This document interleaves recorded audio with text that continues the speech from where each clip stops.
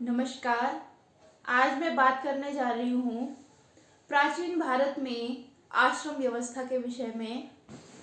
प्राचीन भारत में जो मनुष्य की औसत आयु है उसको 100 वर्ष माना गया और 100 वर्षों के जीवन काल को 4 भागों में बांटा गया कि कोई भी व्यक्ति है तो वो इन 4 भागों में 4 आश्रमों के माध्यम से अपने जीवन को व्यतीत करेगा। और ये 4 आश्रम थे। सबसे पहला था ब्रह्मचर्य,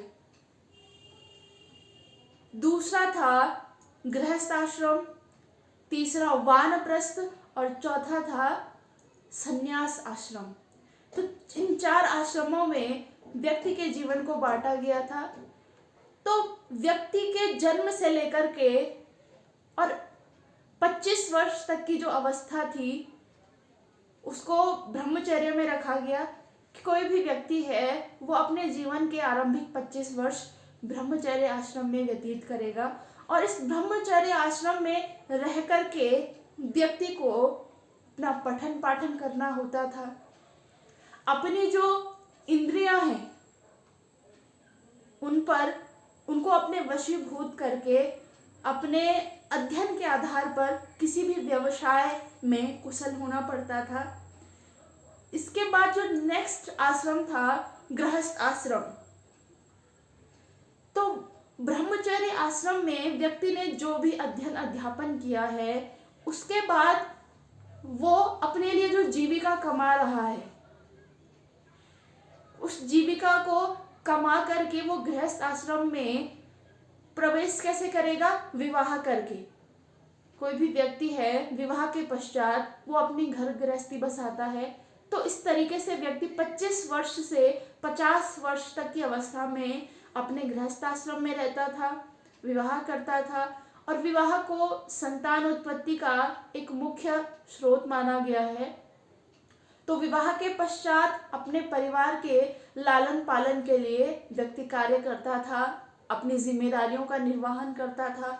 और जैसे ही वो 50 वर्ष अपने जीवन के पूर्ण करता था वह वानप्रस्थ आश्रम में प्रवेश करता था।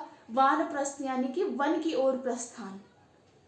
कई बार हम वानप्रस्थ और संन्यास आश्रम में कंफ्यूज करते हैं।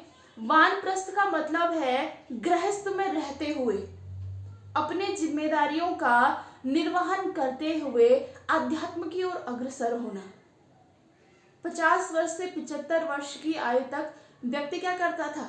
एक तरफ वो अपने जो घर गृहस्थी है उनके दायित्वों को भी देख रहा है और दूसरी तरफ अपने आध्यात्मिक उन्नयन के लिए वो क्या कर रहा है? वनों की ओर जा रहा है। धीरे धीरे अब क्या करेगा? वो अपने जीवन के जो मोह माया है, भौतिक जो सुख सुविधाएं हैं उनसे खुद को दूर रखने का प्रयास करेगा।